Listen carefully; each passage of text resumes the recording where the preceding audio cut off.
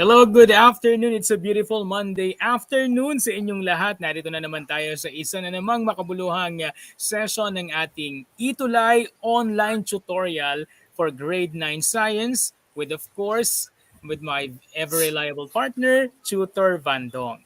Hi, Tutor Vandong. Kamusta ka? Hello! Ayan, Tutor Kevin, medyo okay na ako dahil nakikita na kita. Hindi ko na kailangan tumawag sa Saklolo at medyo okay na ang aking boses. Ngayon, Tutor Ayan. Kevin, medyo nag-struggle ako last time. Ang ganda ng background mo, Tutor Kevin. I like your background. Sa garden. Gusto ko yung background. Okay, parang Mas medyo fresh kailangan ko naman. yata yan. Oo.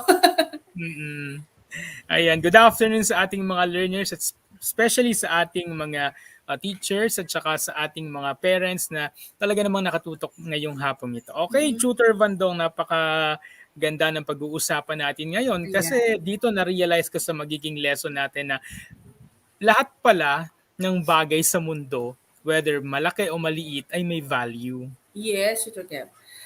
At medyo mahirap bilangin, di ba? Sa sobrang liit ng iba, Tutor Kevin. Pero may paraan para malaman natin yung eksaktong yun, di ba? Tama. Katulad ng merienda ko ngayon, Tutor Kevin, bibigay Ano sa bang akin ni merienda mo Nina. ngayon?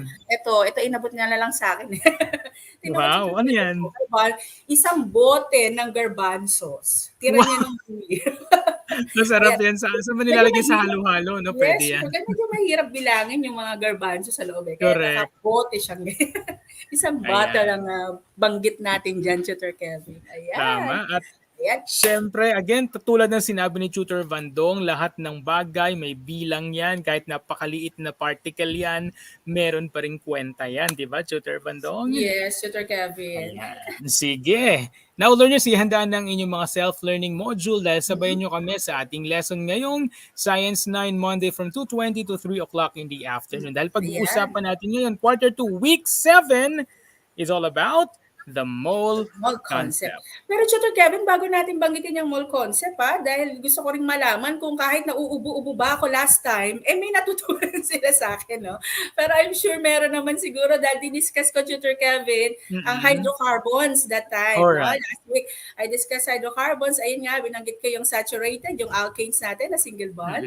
At saka yung saturated hydrocarbons natin, yan ang alkenes and alkynes. Binanggit ko din, diniscuss ko din ang functional groups, Tutor Kevin, yung mga alcohol na yan, yung ketones, aldehydes, carboxylic acid, ether esters, ayan, Tutor Kevin, binanggit natin yan at na-discuss natin yan last time. So ngayon, alam kong ready na sila for the mole concept.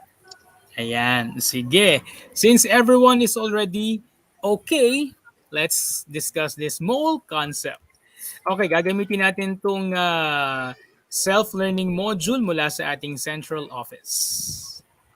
Okay, quarter 2, week 7. Ano ba, Tutor Vandong, ang ating MELCs? Alright, our most essential learning competency for week 7 is use the mole concept to express mass of substances. That's with the code S9MT-2I-19, Tutor Kevin.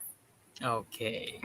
At syempre, ang ating mga layunin ngayong hapong ito is to differentiate molecular unit from formula unit and compute for the molecular mass. We will also define mole and calculate for the number of moles of given compounds. And of course, compute for the number of particles given the mass or number of moles. And convert number of moles, mass, and number of particles from one unknown to another. Compacted talaga ng hapon natin ngayon, Tutor Vandong. Yes, Kaya without any further ado, ayan, Tutor Vandong. Let us start. Okay, with what I know, ayan. So here's our direction. Choose the letter of the best answer, write your answer on a separate sheet of paper, or syempre naman, ito ay susulat sila dito sa ating comment section, no? Para malaman natin. Ayan. At saka, Tutor Kevin, dahil nga nababanggitin na natin yung ating first question. No? Babatiin ko lang yung mga learners natin, no? Especially si Ma'am Eleanor Aquino ng Partida National High School. Lagi siyang nakatutok, Tutor Kevin, from SDO Bulacan. Andyan din si Ma'am Lorwina Diturla ng Guntad National High School, SDO Pampanga naman. And bukod pa dyan, syempre pa ang dami nating mga learners ngayon. Natutuwa ako at nakasubaybay sila. Kaya naman, Tutor Kevin, let me see question number 1. Ayan. So question number 1 is, which is the correct formula unit for sodium chloride? Okay. Is it A, NaCl? Is it B, Na2Cl? Is it C, Na3Cl2, or is it D, Na2Cl5? Answer mo! Show mo! Show Ayun na naman. mo! Ayan, Ayan, hi so sa ating ayan. mga viewers ngayon. Kamusta kayong Diamond lahat? Tina National High School. Ayan, nandyan sila, syempre pa. Ayan na nga, kakabanggit ko lang Sagutan National High School kay Ma'am Lorena, no? Hello po, Ma'am Lorena. Ayan, so ang Malabon National High School, ang Lanwa, Mayhua, Adventure, laging nakatutok, Tutor Kevin, sa atin. Mhm. Ayan, so ayan, sabi ni Andre, letter A daw, Tutor Kevin. And the correct answer to this really is letter A, NaCl. NaC. Tama silang lahat, Tutor Kev. Oh, talaga naman, Yes, very good. congratulations. All right, let's Okay, proceed number with 2. question number 2. Ayan, medyo mahilig tayo dito. Caffeine is a natural compound commonly found in coffee, tea, chocolate, and soft drinks. What is the molar mass of caffeine? With the chemical formula C8H10N4O2. Is it A 1.71.1 grams per mole? Is it B 189.4 grams per mole? Is it C 194.2 grams per mole? Or is it D 199.8 grams per mole? Learners, you don't have to to give me again yung pinaka-correct Naku, answer. Kailangan ko lang malaman kung anong yes, if Tutor you Kevin, are alam nila yung okay or process slide. yan. Malamang ko, Hmm. nag-advance sa, reading yan, Tutor Kevin, kaya alam nilang isolve yan. Okay, Sige, so tingnan natin. naka-ready ang periodic table niyan. Answer mo, Right. show mo. Ayan, so Hello, nagsasagot na sila, Spring Tutor Sablao. Kevin. Ayan. Okay, sabi ni Andre, letter C daw. Ayan. Hello, Sige, mga learners from Diamantina National High School. Isabella, hello sa inyo dyan. Ayan, sabi ni Julian Cayetano, it's C. Sabi ni Henschel Gans ay C. Yan, Si oo. Graham Mars, si Den, si Carl. Tingnan natin ang tamang sagot. Tingnan Correct natin. answer is Alright. The B. correct answer. Oh, di ba, Tutor C. Kevin? 194.2 grams per mole. Oo, di Ayan. ba? O Tama sige, sila. Tutor Vandong, can you Alright. do the honor for the last number? Last number. Okay, number 3. How many moles are contained in 34 grams of NH3 or ammonia? Is it A, 1 mole? Is it B, 2 mole? Is it C, 17 mole? Is it D, 34 mole? Answer mo, show mo. Show mo. Ayan, tingnan natin kung alam din nila mag-compute ng moles, ha? Yeah. Alright, so tingnan natin ang kanilang mga sagot. Binabati natin ang ating mga learners from Santa Lucia National High School. Hello. Sa inyo dyan. Ayan, they are watching. Siyempre pa, ang Doña Magdalena Gafood. Talagang lagi nakatutok sila. Lagi yan, Tutor Vandong. Okay? Itong mga learners natin na talaga namang sumusubaybay. So, Tutor Kevin, what's the correct answer to number 3? Correct answer is B. 2 mole. It's 2 mole. Alright. Okay, so Tutor Kevin, ayan na, last na yung ating sapre, no? So, we will proceed now to our lesson. Excited na yung mga learners natin, eh. Totoo, Okay. Tutor Vandong. Yan, Tingnan Tutor natin. Vandong, our lesson is the mole concept. Tingnan natin to, meron mga akong pinicturean dito na grains of rice, powdered sugar, at saka table salt. Alam ko na lahat ng tahanan ay meron ng mga basic na yan. Yes. Akalain mo magagamit natin yan sa ating mall concept, no? Yung mga Correct. pag nakita nila, ginamit ni tutor and siguro may kinalaman to sa aming lesson. Alright. So, Tutor Kevin. Saka Tutor Vandong, di ba kapag bibili ka sa palengke, balik natin sa slide na to pag bibili ka sa palengke, di ba gumagamit tayo ng iba't ibang unit like pabili nga po ng 1 kilong bigas, pabili nga po ng 1/4 na asukal, yung ganon, di ba? Hindi mo naman pwedeng sabihin sa tindahan na pabili nga po ng 1,000 butil ng Yan, because we cannot count with the butil, Tutor Kevin. Pag pupunta tayo, isa-isayin natin yung butil, na kaya grains of rice. Ayan. So, ayan, meron talagang Pati unit sugar, tayong Tutor ginagamit. Kevin, diba? Yes, ayan nga. Halimbawa, itong Okay, so ito tsinelas. ba, tingnan natin para mas malinaw. Yan, ang tsinelas, ang counting Counting unit yan unit ay yan. pair. Yun. Number of pieces, 2. Ano pang sunod, Tutor Bandong? Ayan, so nakakita ako ng egg. Naku, famous na famous siya nitong New Year dahil pampaswerte daw yan. So pag bumili tayo, dozen. Tutor Kevin. At pag sinabing dosena, alam na nila kung ilang piraso, di ba? 12 or 12 pieces yan. Parang ang hirap. Pabili nga po na 12 pirasong. Next po ay ito. Nako, sikat na sikat to, Tutor Bandong. Case. Ayan, ang isang case ng mga botelya na yan ay 24 pieces ang ibig sabihin. Anong next, Tutor Bandong? Ayan, nakakita ko ng papel, Tutor Kevin. At pagka sinabi nating counting unit ay rim, di ba? Bumibili tayo usually para tipid, no? Isang rim nga po dyan. Okay, ng bond paper. At ang number of pieces niyan ay 500. Ayan, 500 pieces, isang rim na yan. Ang Okay? hirap Ayan, magbilangan, Tutor no? Kevin. Bibilangan mo Di isa. ba?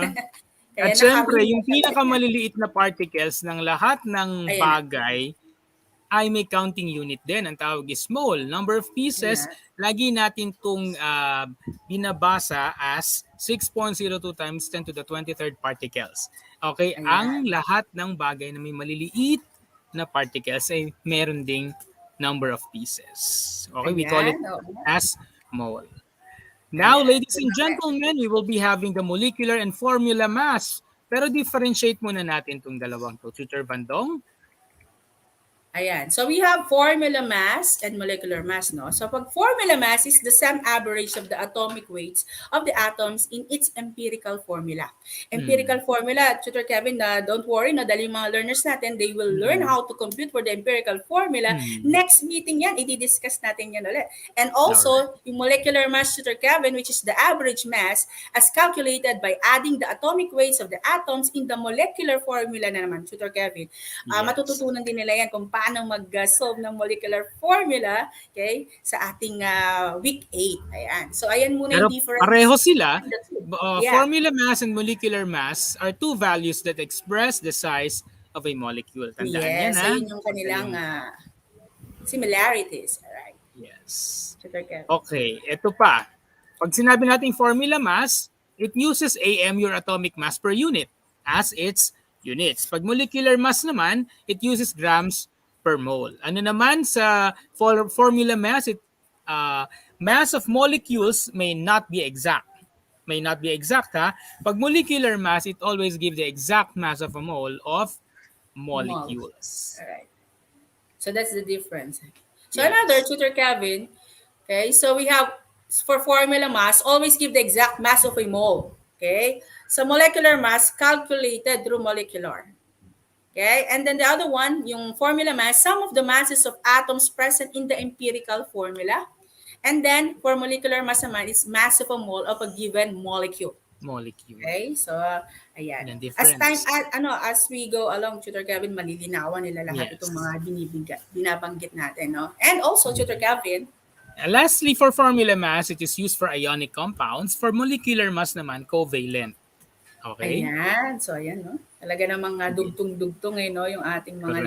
lessons. Alright. So, let's proceed Tutor now, Bandong, Tutor Kevin. unahin natin si molecular mass. Example Yan. natin is ibuprofen with the chemical formula C13H18O2. What is the molecular mass for this compound? Ito, Tutor Bandong, nag-take ako ng ibuprofen ngayon kasi talaga namang sakit. May headache si Tutor Kevin ngayon. Sabi na talaga. nila, Tutor Kevin, talaga, oo nga, Tutor Kevin, ano yan talaga, no? At buti may nabili ka na kasi nung nakaraan, medyo nagkaroon ng Ay, grabe, kakapulakan. kaninang madaling araw, Tutor Bandong, naghanap ako ng paracetamol. Drive ako kanina, nakailang akong drugstore, wala talaga silang stock. Yes. Ayan, kaya mahal magkasakit ngayon, ha? Oo, wag na wag, mahal. Wag na wag. Okay, sige. Si ibuprofen, tingnan natin yung chemical formula, C13H18O2. Ang gagawin natin, learners, para makita natin makompute natin yung molecular mass, yung compound na to, i-separate muna natin sila isa-isa, okay? We have Kunin the natin yung lahat elements. ng elements. Yes. Elements, carbon, meron tayong hydrogen at meron tayong oxygen. Ilan sila? Ilagay natin sa quantity. Ilan si carbon? Sabi sa chemical formula, it's 13. Si hydrogen, 18. Si oxygen, 2. Ano naman yung average atomic mass kinakailangan nating tingnan ng ating periodic table of elements? Nandun yan. Si carbon ay merong average atomic mass na 12.01. Okay, si hydrogen, 1.01. Si oxygen, 16.00. Again, sa nakita tong average atomic mass sa kaibigan nating periodic table of elements. Sa nakita si quantity, nandun yan sa chemical formula, yung subscript niya. It's the number of atoms, Tutor Kevin, no? Of a given Yes. element. Correct. At ano naman ang subtotal? Paano natin makukuha yan? Kinakailangan natin i-multiply si quantity at si average atomic mass. Okay? So, which will give us carbon with 13 times 12.01 is 156.13. Ganon din naman sa iba. No? Kapag na-compute na natin yung subtotal or the atomic mass unit, i-add na natin sila. The molecular mass of this compound is 206.31. So sa madaling sabi, Tutor Bandong, the molecular mass of ibuprofen with the chemical formula C13H18O2 is 206.31 atomic mass unit. Okay? Sige. So, anong ginawa natin? Lahat ng element present in the compound ay kinuha natin isa-isa. Kinuha natin yung kanilang, kinuha natin yung quantity, yung average atomic mass, pinag-multiply si quantity at saka si average atomic mass. Then yung sum nila, kinuha natin to get the molecular mass. Now, next, Tutor Vandong. Compute the formula mass of lime water, which is the formula is calcium, that is calcium hydroxide, Tutor Kevin, that's lime water, and the formula is CaOH2. Okay, close and open 2. Okay, so the elements involved, we have calcium, oxygen, and hydrogen. All right, so quantity, Tutor Kevin, if we will look at the formula, calcium has 1 number of atoms, and then oxygen has 2. Remember the close and open parenthesis, it means that oxygen has 2, hydrogen has 2. Okay, and then of course the mass, okay, for calcium is 40.08, which is, using the periodic table of elements. And then you have there oxygen, 1.01, and yung hydrogen, which is 16 point. Tutor Kevin, oxygen is 16.00, and hydrogen is 1.01. Yeah. Nagkabaligtad tayo. Nagkapalit. Yeah. All right. And so we have the subtotal, which is 40.08. Okay. So for oxygen, it's 16. It's 32.00. And for hydrogen, it's 2.02. Tutor Kevin, medyo Correct. All right. And so the mass for this calcium hydroxide or lime water is 74.10. Right. Tutor Kevin. So that is 74.10.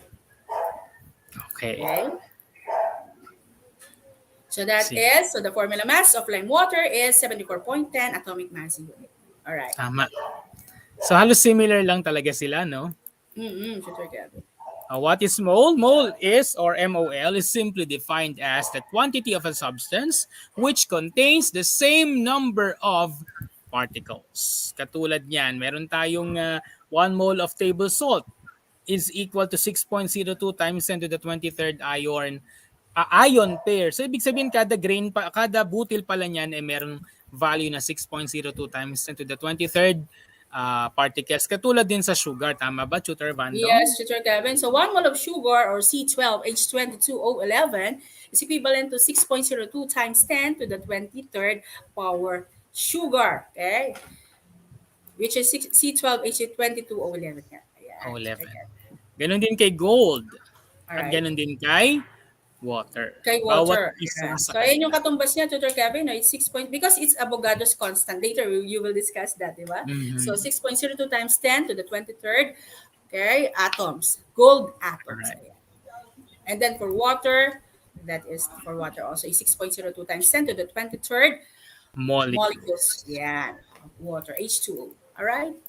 Sige. Now, katulad ng sinabi kanina ni Tutor Vandong, in counting the number of atoms, gumagamit tayo ng constant.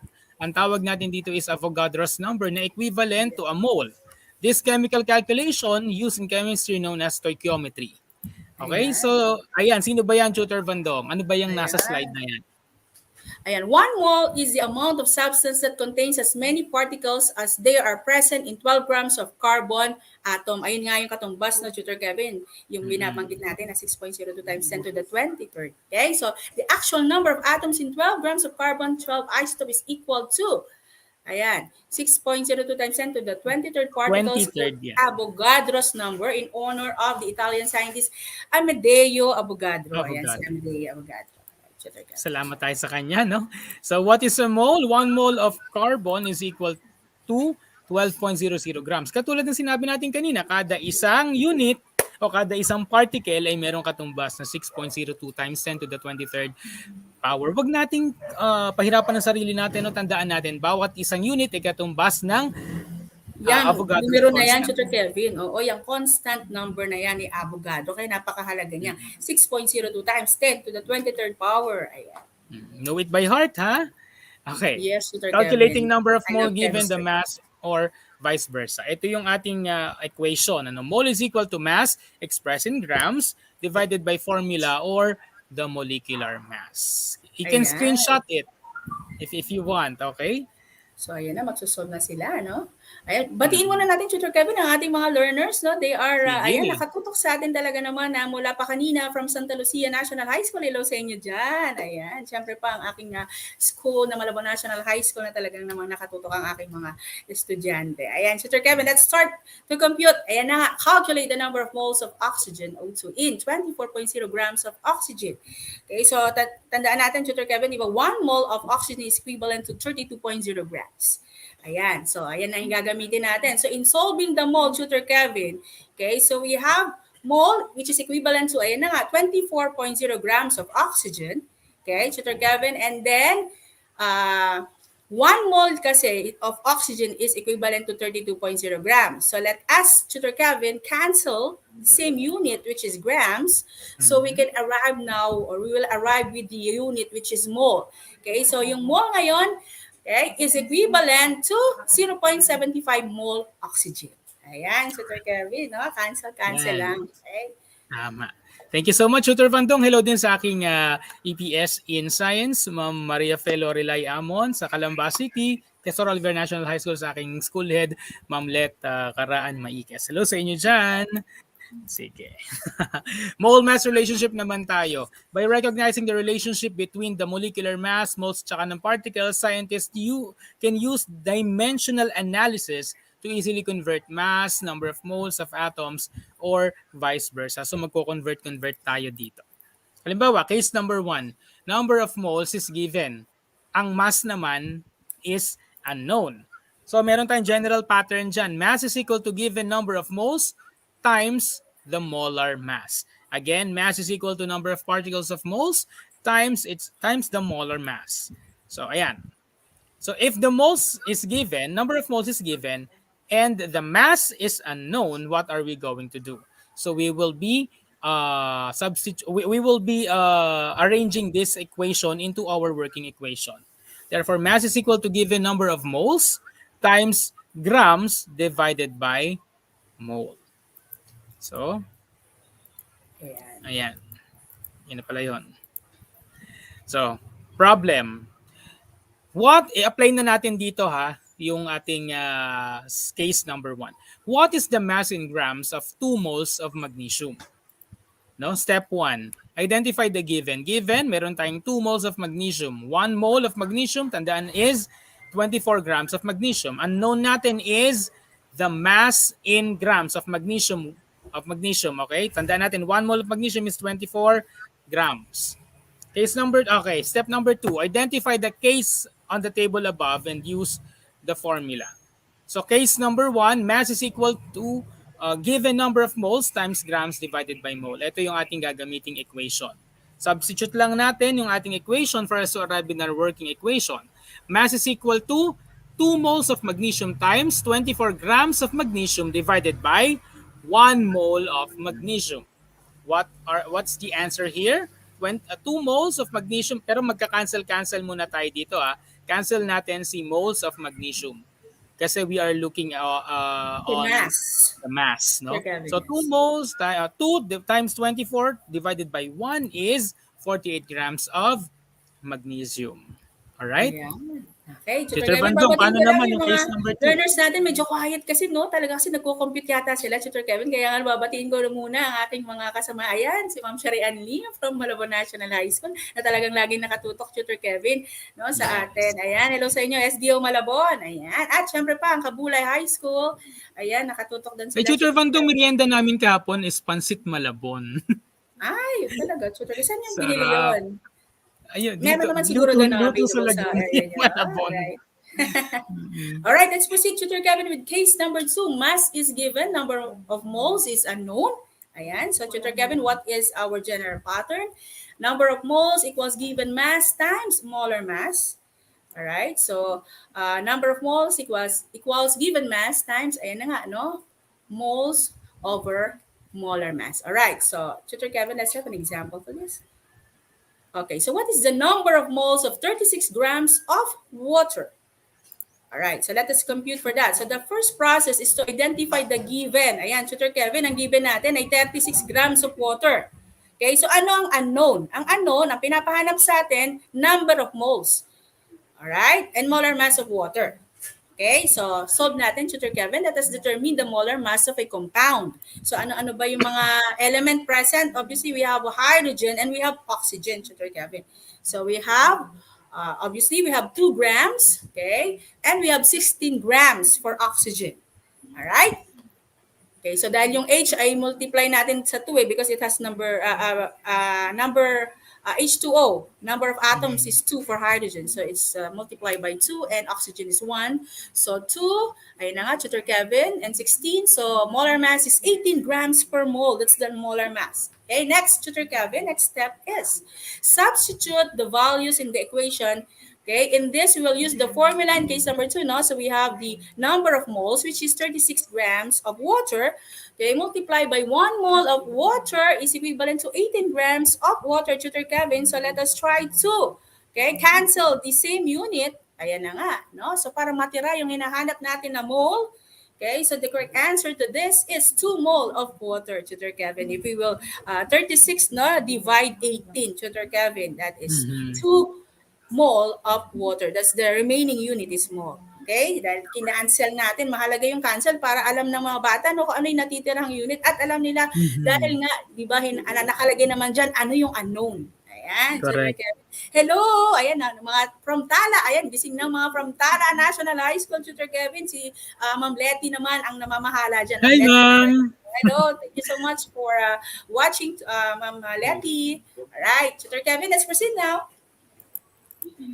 Okay, now convert moles in the number of atoms in each substance using Avogadro's number.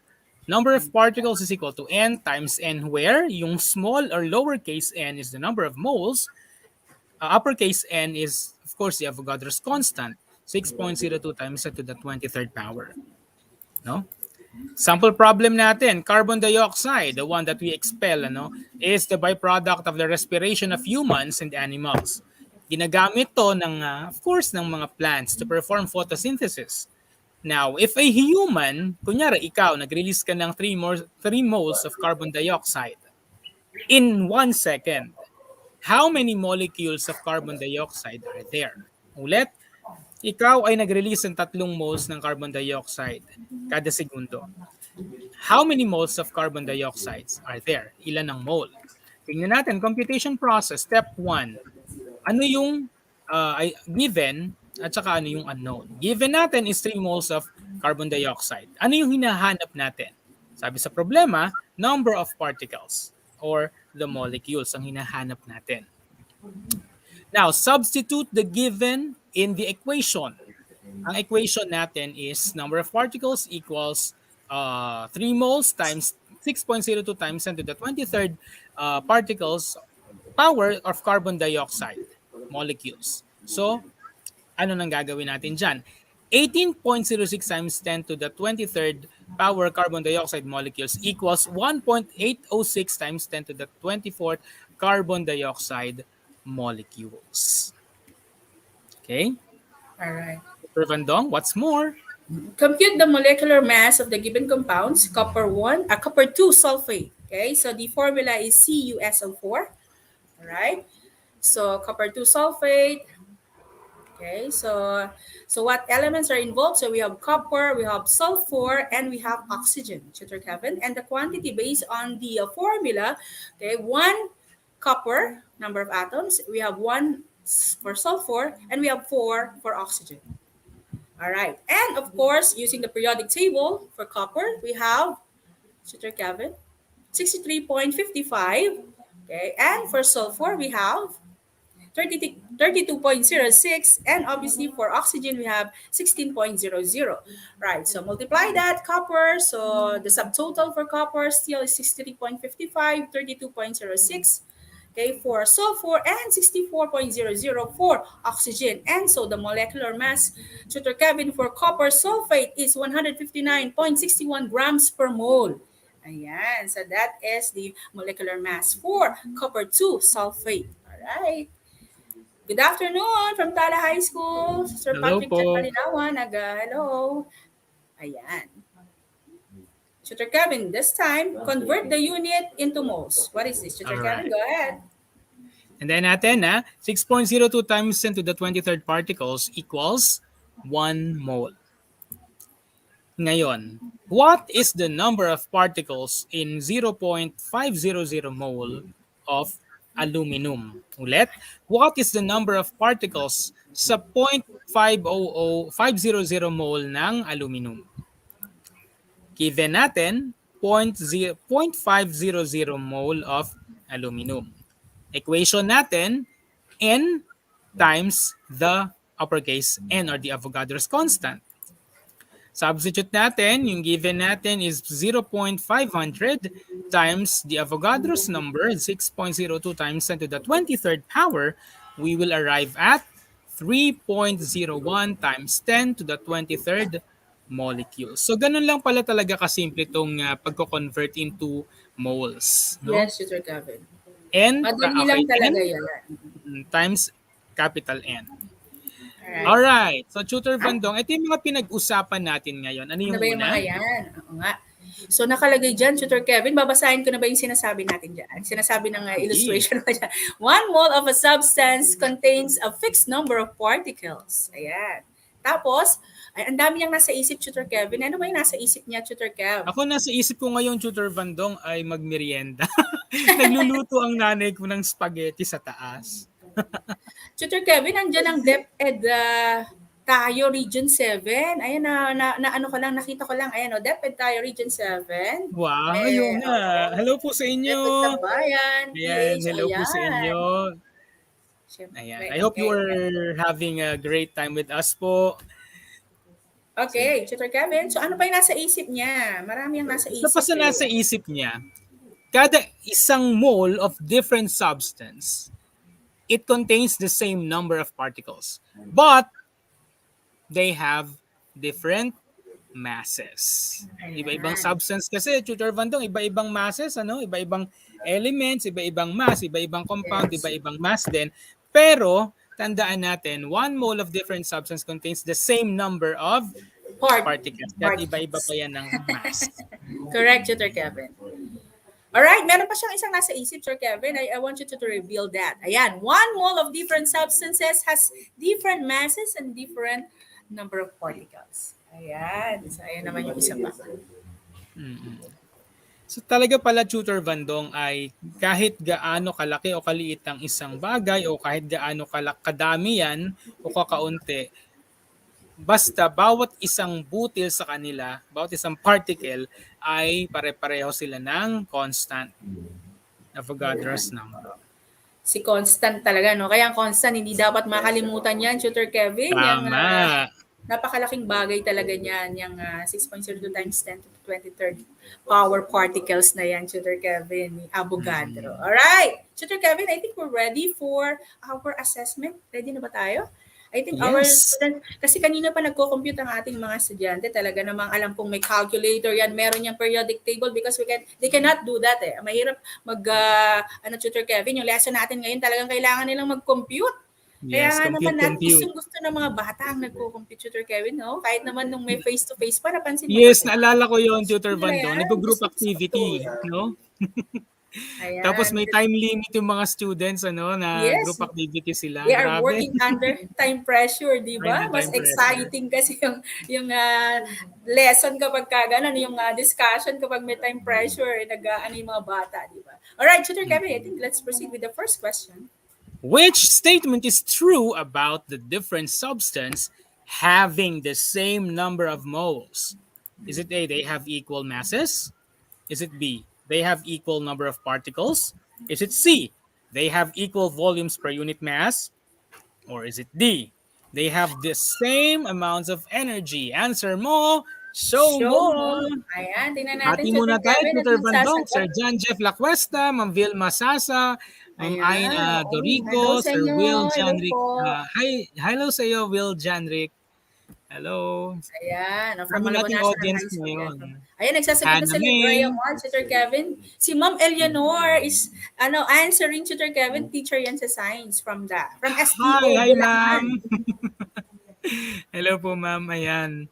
Sige, which statement is true about the different substance having the same number of moles? Of course, the answer is letter B. They have equal number of particles. Tandaan natin yan. Tumama ba sila? Oh, maraming tumama, no? Maraming tumama dyan, Tutor Kevin. Oo.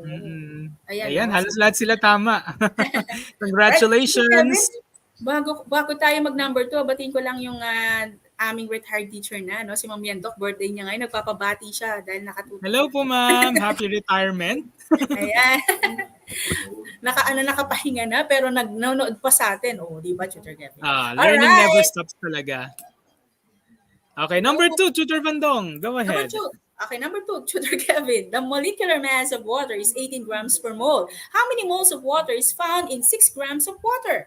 Ayan, ako kung medyo mabilis-bilis lang, Tutor Kevin, kasi rin tayo, under time pressure din tayo dahil hanggang lang tayo, may specific time tayo to end. So kung medyo lang talagang magsasabayan yan sa atin sa pag-compute. Letter A, 0.52 mole ba yan? Is it letter B, 1.82 mole? 1.80 mole? Letter C, 0.33 mole? Or letter D, 0.48 mole? Ayan. Si Ma'am Eleanor, nagsasagot pa rin yan. Sigurado, magsasagot pa rin yan. Ayan, hello dyan from Santa Lucia National High School. Ayan, so talaga naman na hindi sila umaalis, Tutor Kevin. Talaga namang nakatutok sila sa atin. Hello po sa inyo. Ayan, si Graham Moore may sagot na. Letter C daw. Ayan, may mga sagot na sila. Di ba, Tutor Kevin, ang bilis nila, no? Meron yung periodic table. Tsaka may calculus po si Graham Moore. Alright, bigyan pa natin sila ng like 30 seconds siguro. At mga 20 seconds kasi medyo mahaba Tutor Kevin, medyo computation yan. Ayan, o. Si Graham Moore talagang active to, Tutor Kevin, no? Ayan si Rebecca. Rebecca si Baluka is my student, Tutor Kevin. Ayan. Hello po. Hello sa'yo. Hello, Rebecca. Ayan, si Krisa May. Nagsasagot si Tiffany, si Vilma. Ayan. Nagsasagot sila, no? B, C ang kanilang, most of the answers is letter C, Tutor Kevin. So what's the correct answer to this? Si Angel 3 din. What is the molecular mass of water? C. Or how many moles of water is found in 6 grams of water? Ayan. Tutor Kevin, the mole is? Yan! 33 mole. Alright. Letter C, tama sila, di ba, Tutor Kevin? Tama, congratulations. Si Ma'am Eleanor Aquino, ayan. Tama siya. Alright, let's proceed, Tutor Kevin. All right, last number is, what is the mass of 2.5 moles of calcium chloride? Calcium chloride. Is it A, 420 grams, B, 720 grams, C, 120 grams, or D, 277 grams? Answer mo, show mo, compute ka muna. Ayan, bigyan natin sila ng time to compute, Tutor Kevin, dahil nakakatuwa na nag-compute sila eh. Kasi nga, na rin yan, Tutor Kevin, dahil sa susunod nating session, next week, puro computation din tayo, Tutor Kev.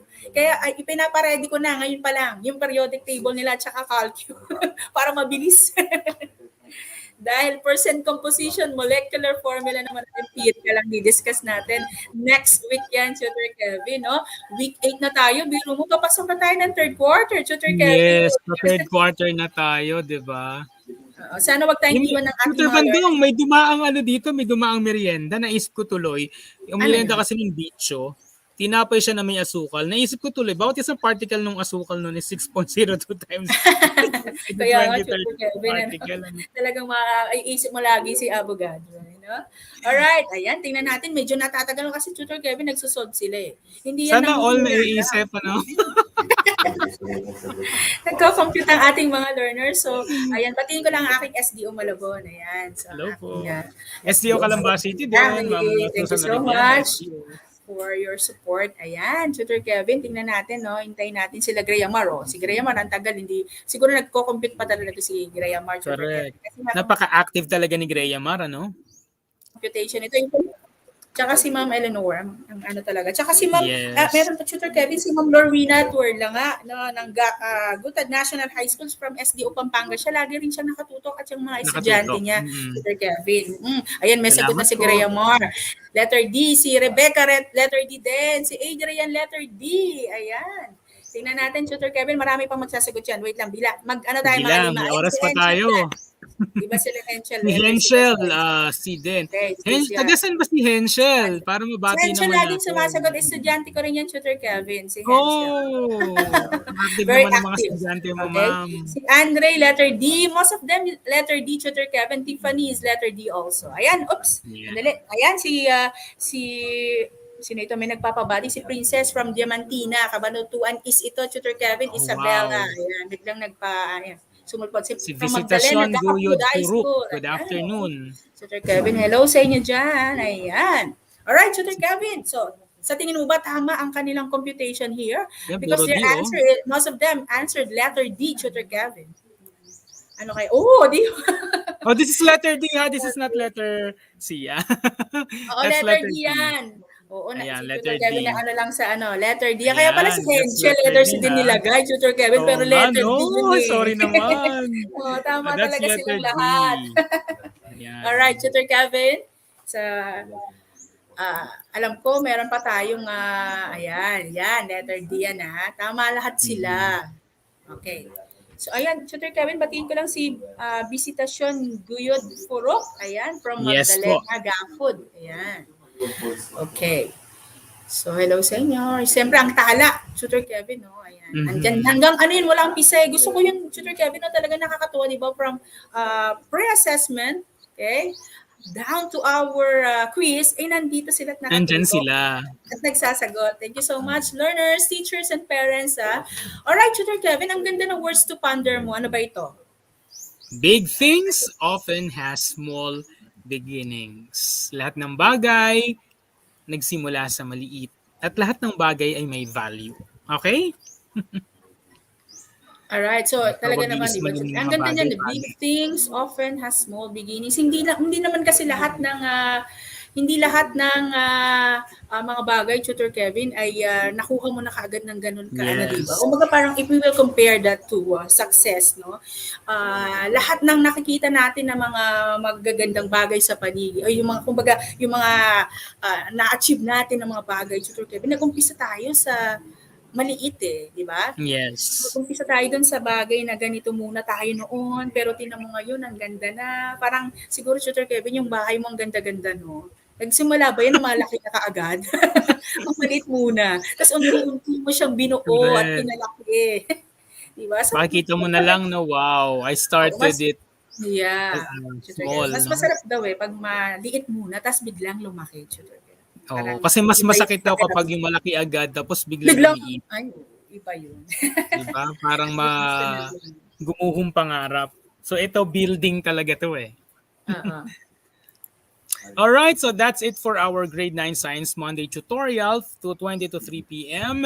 At syempre, live na live tayo sa ating DepEd EdTech Unit Facebook page at DepEd tayo at saka sa YouTube channel natin, DepEd Philippines, DepEd EdTech at DepEd TV. Ako po si Ginoong Kevin A. Domingo from SDO Calamba City. And of course, Tutor Bandong, SDO Malabon. Ayan, hanggang sa muli, Tutor Kevin. At susunod natin, Tutor Rainier and Tutor Echad for Grade 10 Science naman, Tutor Kev. Ayan. At syempre, for your comments and suggestions, please scan our QR code there. Maraming salamat po. At syempre, we grow because you are there. At sa inyong comments, mas mapapagbuti namin ang aming serbisyo sa inyo. For comments, suggestions, just email us at edtech@deped.gov.ph. God bless everyone. Salamat talaga, See you Tutor next Kevin, Monday. sa ating mga learners, no? Teachers and parents. Thank you. Bye-bye. See you again next time. Bye-bye. Thank you, Direct Earl.